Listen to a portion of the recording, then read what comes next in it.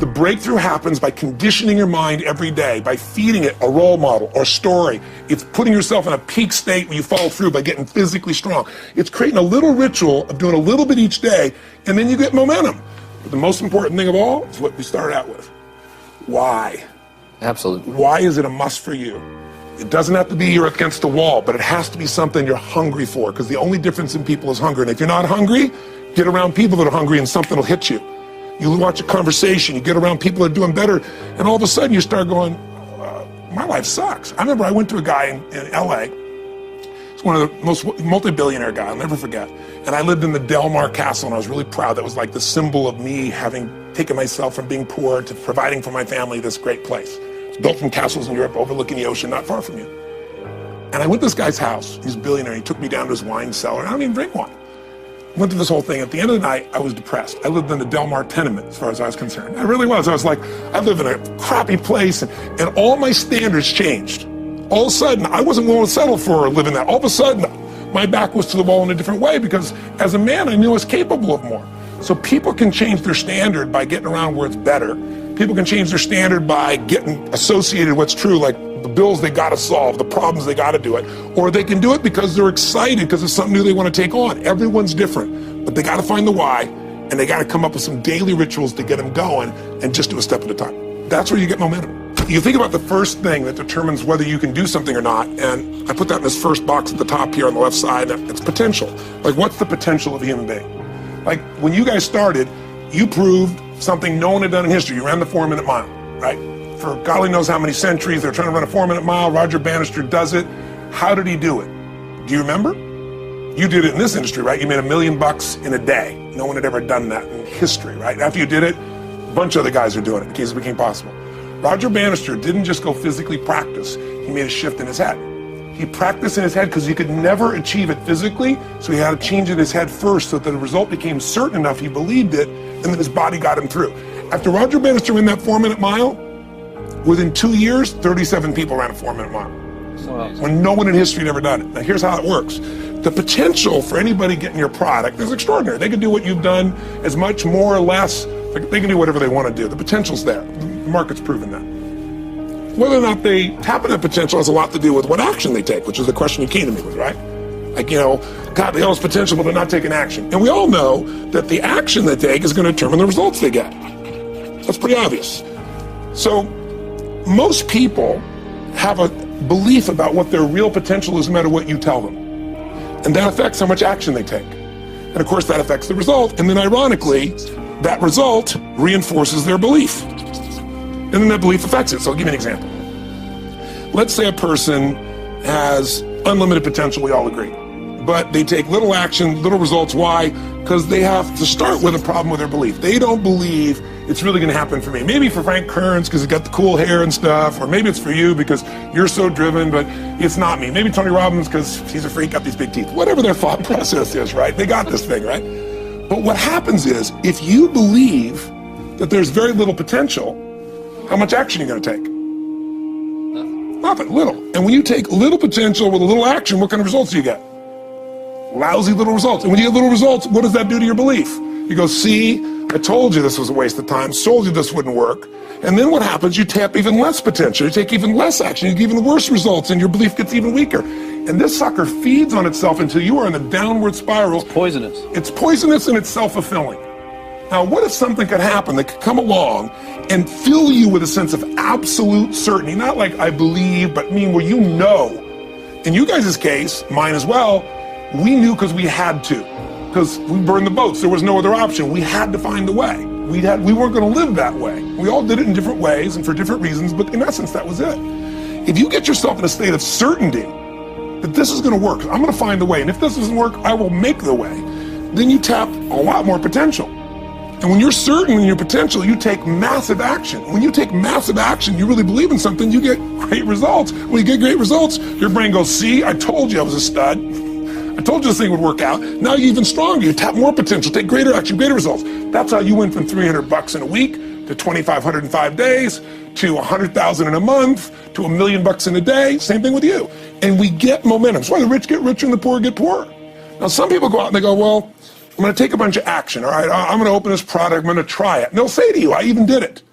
But it's like a salesman who goes and knocks on the door, and he knocks on 100 doors and says, you don't want one of these, do you? yeah, exactly right. You know? And even if he doesn't say it verbally, his face says it because he doesn't believe it's going to work. So his voice, his body, the execution is so weak. Maybe if he talks to 100 people, somebody's going to buy out of pity. They don't want his kids to starve, right? But he's not going to get the result. So the core difference in people is how do you produce certainty when the world isn't giving it to you? You go out and you try, in your case, you're 100,000 in debt and nothing's working. How do you keep yourself going? The way you did it, the way I did it, the way you're doing it, we may not have done it consciously, is we didn't change our potential, that was there. And it wasn't even taking more action. Taking more action with a belief it's not going to work, it's not going to change anything. We got results in our head that made us feel certain as if it had already happened. At a time when people are going to work and don't know whether or not they will have a job when they get off, and not necessarily because of their performance, but because of what's happening in the economy. At a time when there are challenges, more so than ever before, in personal relationships. When we look at what's happening on the crime level and what's happening with our youth, that many times I'm sure that we've all taken time just to stop and reflect. Many times when we hear what's happening in the news or read the newspapers, where's all of this leading to? What's going on here? And so I think that now more than ever, we must begin to look at what are the things that we can do that would put us on some firm footing in life, that will enable us to do some things and use some powers that we have, that many of us go through life never ever discovering that we have those things going for us.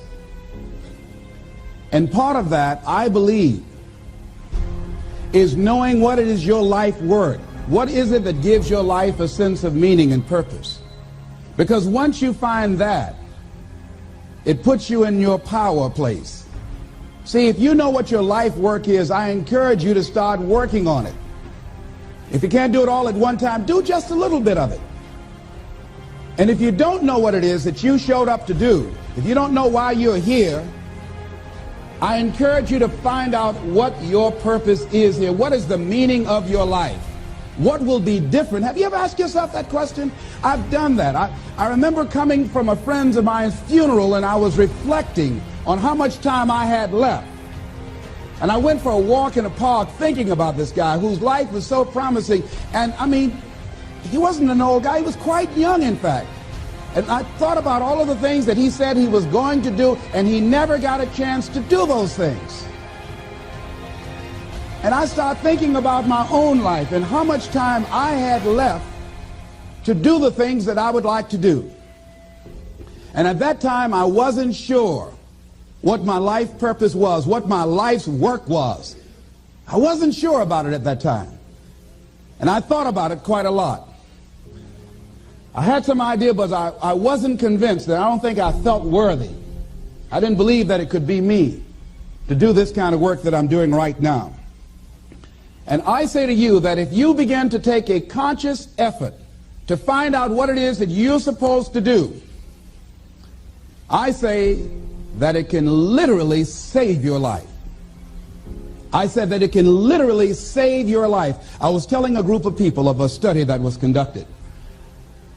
Dr. Larry Darcy, who wrote a book called Recovering the Soul, he said, human beings are the only living species that has achieved the dubious distinction of dying or having a stroke or a heart attack on a certain day. If you ask most people, what would you say the primary cause of why people will have a heart attack or stroke? Many people will say, well, because they smoke cigarettes, or because of high cholesterol, or because of stress, or because of obesity, and all of those things are contributing factors.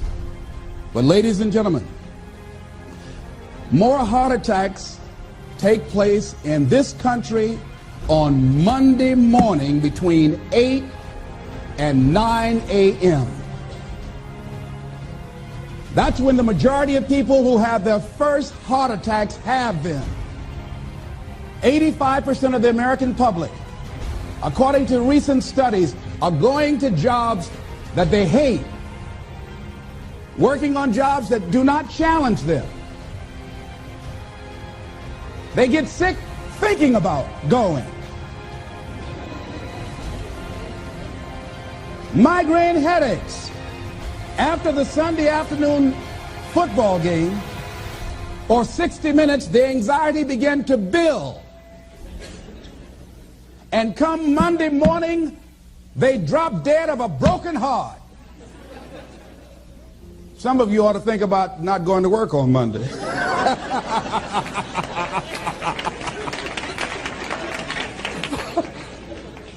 Think about that. People are literally dying to go to work.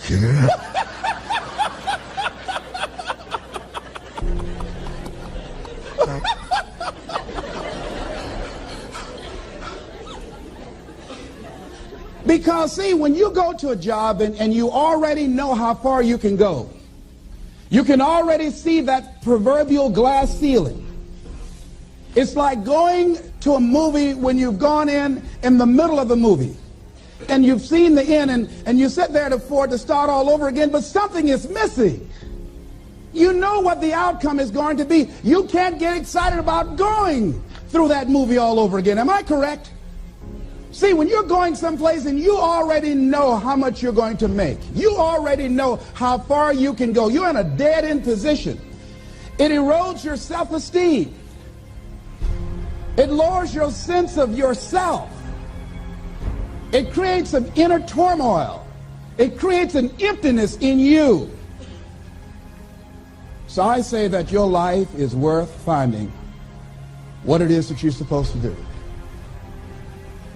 And I'm not saying quit your job. I'm saying find it and do just a little bit of it. When I wanted to become involved in speaking, I started just learning quotes, listening to other people's tapes, going to seminars, going to workshops, asking other people to help me. Just start working at it just a little bit, but do find out what your work is and hold on to it and don't let your dream go. Don't let it go. See, and here's something else I want you to begin to look at. Why is it that most people don't pursue their dreams or don't do better than what they're doing if they're capable of doing it? I think that many of us don't go the next step because we don't know what to do yet.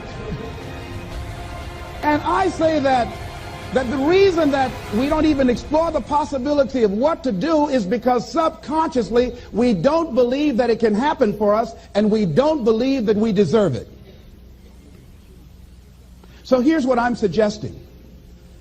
How much time do you spend working on you? How much time do you spend every day working on your dream?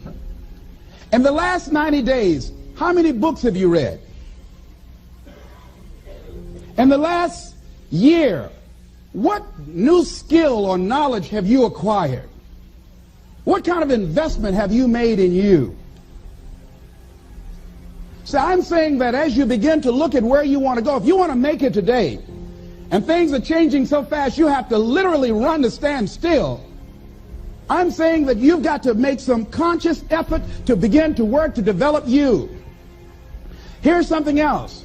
Most people are not living their dreams because of fear, ladies and gentlemen. I was in Columbus, Ohio yesterday speaking for a particular Ohio department. A young lady named Karen who greeted me, who organized the event. Very talented, very skillful. And she was talking about she wanted to become involved in the consulting business. I said, why aren't you doing it? I said, you have the abilities. I said, you're not here because they like you. You're here because you're doing the job. You're making things happen. And she came up with all kinds of ideas, but finally she said, I guess I can't see myself doing it. I guess I'm afraid. Fear, limited vision, and lack of self-esteem is what keep most people doing things they don't want to do. I flew from Columbus, Ohio to Denver, Colorado to a major communications company, and the person that picked me up at the airport told me about the fact that the company is planning on having a major downsizing, and they offered some of the employees there an early retirement, and some of them will earn as much as $300,000. And they said, this is the last time that you can take this offer. If you don't do it, when we have the downsizing, you might be among those who will lose their jobs, and all you will get is your severance pay. And only 50% of the people who were eligible to take the $300,000 took it. The others were afraid to take a chance on themselves. The others couldn't see themselves beyond that company. They couldn't see life after that company. The same reason that people stay in relationships where they're abused or they're unhappy or it's unfulfilling. They can't see themselves beyond that relationship. They can't see themselves enjoying life without that person. They think that this is all that they can do. The same reason that people get stuck at a certain level in life. They can't see things being better for them. And they think that this is it and this is all they deserve. This is all they've ever seen. It's been passed on to them. And they think that this is it for them. Oh, no. I was looking what Dr. Blanton, Smiley Blanton, who is a colleague of Dr. Norman Vincent Peale, what he said about fear. He said, fear is the most subtle and destructive of all human diseases. Ladies and gentlemen, fear kills dreams. Fear kills hope. Fear put people in the hospital. Fear can age you. Fear, ladies and gentlemen, can hold you back from doing something that you know within yourself that you're capable of doing, but it will paralyze you. And it seemed like you're in a hypnotic spell. And I ask you a question, what is the benefit? What's the benefit of allowing fear to hold you back? What's the benefit of giving up on yourself, of not stepping out on life and taking life on? What is the benefit for you? What's the plus in that? It's one of the things I had to ask myself. So I didn't want to make any mistakes.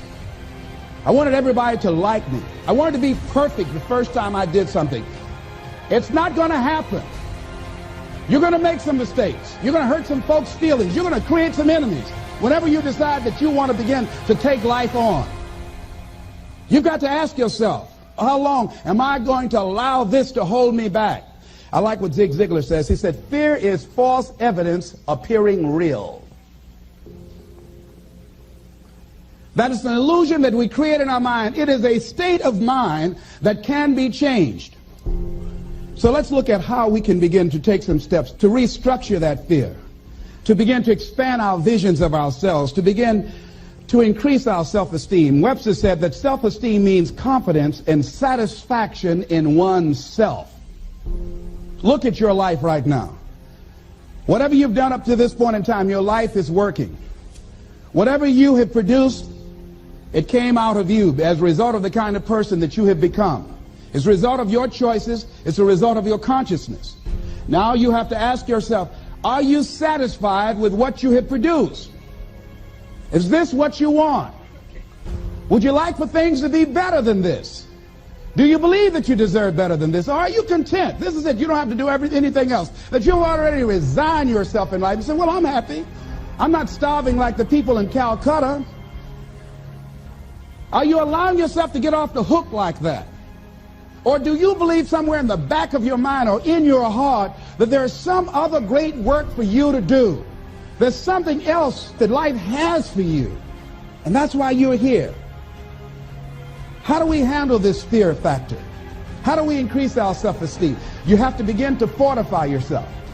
How do we do that?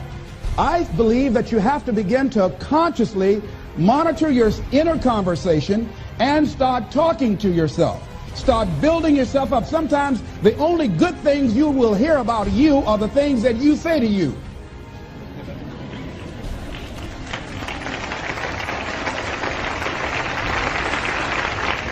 Young lady that was in the audience this afternoon said to me, I told myself yesterday for the first time, I'm proud of me. And she said, I felt good about that. So I'm saying learn to be your own booster. Start building yourself up. Start encouraging yourself. Start saying, I can do this. I can make this happen. When I started thinking about becoming a speaker, I said, yes, I can do this. I can make this happen. When I start trying to convince myself I can be a businessman after flopping and failing and losing thousands of dollars and feeling stupid and dumb and having people take advantage of me because of what I didn't know. I had to talk to myself because people were saying to me that I was dumb. And somewhere in the back of my mind, I was saying, you're right. Look at what I've done.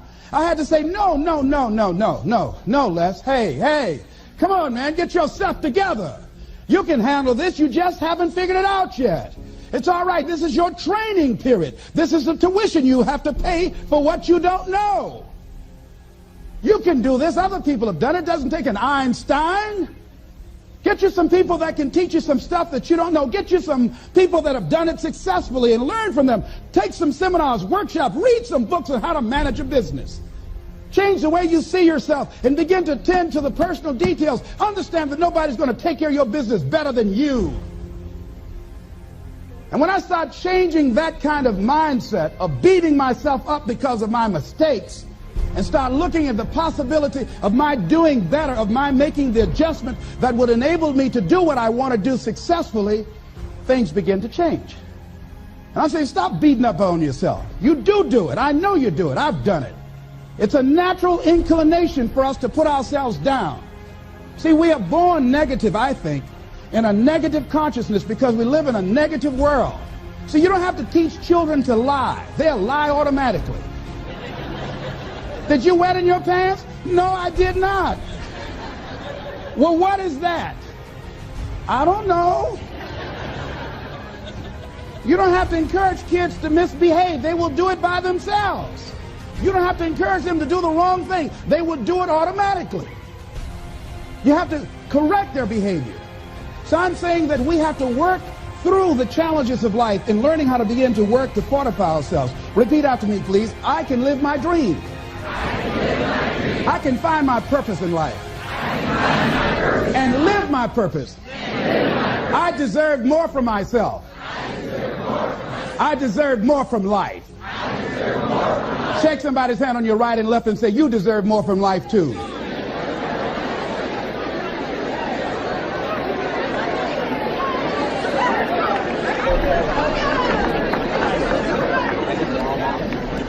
Here's some other things, ladies and gentlemen. Begin to guard your mind against negative programming, like turn off the television. Don't watch the news. Don't watch it.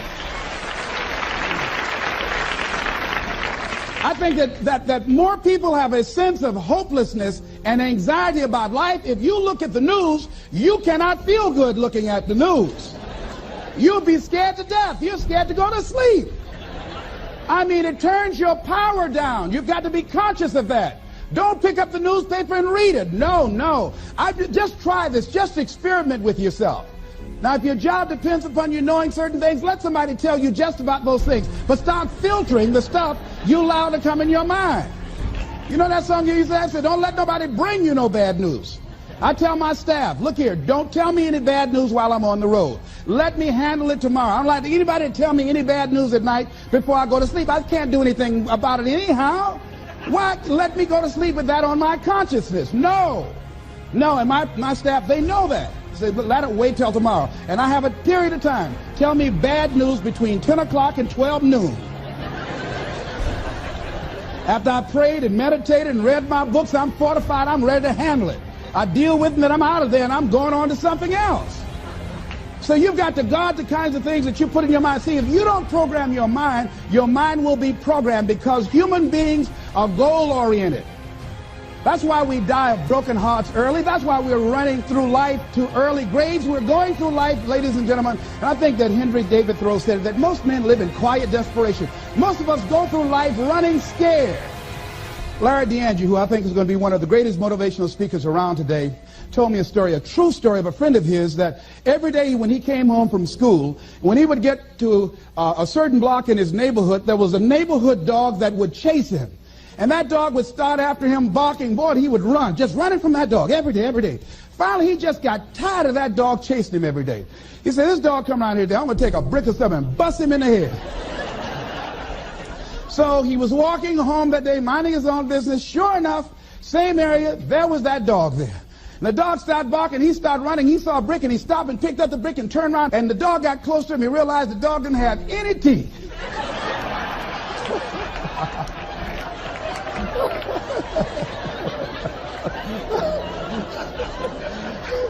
He said he put the brick down and said, get on out my way. And ladies and gentlemen, all our lives, many of us go through life running from things that ain't even got no teeth to do us any harm.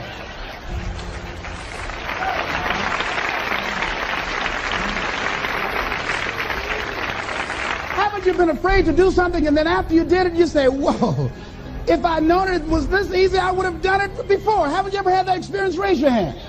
Absolutely. So we created this in our minds, false evidence appearing real. We made it real in our minds. That's why Churchill said there's nothing to fear but fear itself. That's the destructive monster. So turn off things that can contribute to your fear. Turn a deaf ear to people that all they can do is talk about how negative things are because they have bought into the consciousness of the world. Start attending workshops, seminars, listening to tapes on a daily basis to begin to recondition your mind, to retrain your thinking. Faith comes by what? Hearing and hearing and hearing. Listen to things that can empower you, that can enable you to create a new reality for yourself, in a new life for yourself. You might appear to be strange around most people. You know, most people think you're strange if you're happy today. People say, how you doing? I said, better than good. Whoa, what's wrong with him? Just go around smiling and watch people. Look at this. Is this a weird guy over here? Because most people don't smile. Watch them. Look at their faces in the morning. Here we go, another Monday morning. How you doing? Haven't had my coffee yet. Don't ask me. See, these people have not found their purpose in life. That's why they're grumpy. That's why they're miserable. That's why they're so negative. They're hurting and they want to hurt other people. So start practicing using programs for your mind. Seminars, books, workshops. Keep a journal. Record your thoughts. What's happening with you? Every day when you get up, have a journal near you. I use a Jack Boland journal so that I can write down my ideas. I keep it by my bed so I can write down my thoughts. See, ladies and gentlemen, we get 3 to 4 thoughts a year that if we would act on those thoughts, they could change our life. Don't say, well, I'll remember that. No, write that thought down. I got a thought today I wrote down. A friend of mine is in the hospital. His morale is low. They're talking about amputating his foot. He's got to feel very bad.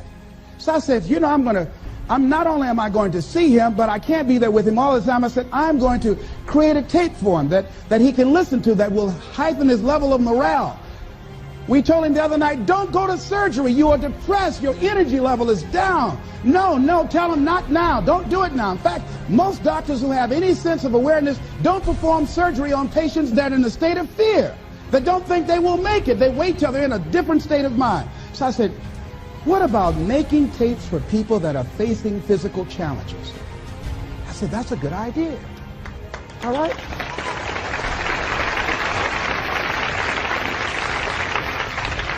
See, there are ideas that can come to you out of things that appear to be negative. I have a friend out of Chicago, just met him. He was 23 years old. And this guy, he went financially bankrupt. 2 years ago, ruined his credit. Guess what he decided to do? He found a blessing in it. He wanted to restore his credit. It was very challenging, very difficult. And he realized that a lot of other people during these particular times are ruining their credit. So now he started a credit repair business. Last year he earned over $100,000 helping people to restore their credit. I met a young lady who attends this church, that she was at her father's funeral and she was putting flowers on her father's grave, and she looked around and saw the other grave sites. They did not look well groomed and they were not attended to on a regular basis. She started a grave site maintenance business. Out of that tragedy, something positive has come out of it. And now she's earning more money doing that than on her present job. What idea are you sitting on? Write your ideas down. And then, once you get that idea, take the leap. Hello? Take the leap. See, a lot of people get the ideas and just walk around with them. Have you ever had an idea and all of a sudden you looked around and somebody had that idea and gone with it? Think you're going to be going with my hospital idea. Forget that, buddy. We will be out there together, Jack. Take the leap. See, it's out here in the universe. If you don't take the plunge, I guarantee you, somebody else will. Take the plunge. Go into action. And ladies and gentlemen, you will be surprised at how things will come together. You'll be surprised. Now, you're going to have some difficult challenges. I can tell you that now. Be aware of that. Things are not going to work out exactly right. For a time they will, sometimes. And that's when life is just playing a game with you. I want you to feel good and relax. And then after a while, say, okay, the honeymoon's over now. And then life will come over there and slap you side the head. Say, what you doing out here? Well, this is my dream life. Is that right? Come over here a minute. Oh, you went to the seminar, huh? Come here. I can tell you that. But ladies and gentlemen, go into action with your dream. And don't avoid where the fights are. Get in the midst of the fight. And get some hickeys on your head. Get knocked down so you can learn how to fight, so you can hold your position. See, most people don't get out in the arena of life because they don't want to fight. Most people don't get out there because they don't want to get knocked down. They don't want to be dropped to their knees. But see, you're going to be dropped whether you're on the field or whether or not you're sitting on the sidelines. You're going to be dropped. So at least get dropped for something. Don't get knocked down while you're sitting down. See, that's how most people are spectators in life. You don't want to be a spectator. You want to get out in the field where the action is. And you will be amazed. After the struggle, there will be a calm period and things will begin to click for you. Come out here with what you got. You don't have enough money? Don't worry about it. You got the dream. You got the idea. You don't have enough resources? Don't worry about it. You need some help? Don't worry about it. You get out here in the arena, someone will look at you and become inspired and say, hey, can I help you? But if you're sitting up on the bleachers, nobody's going to ask you anything.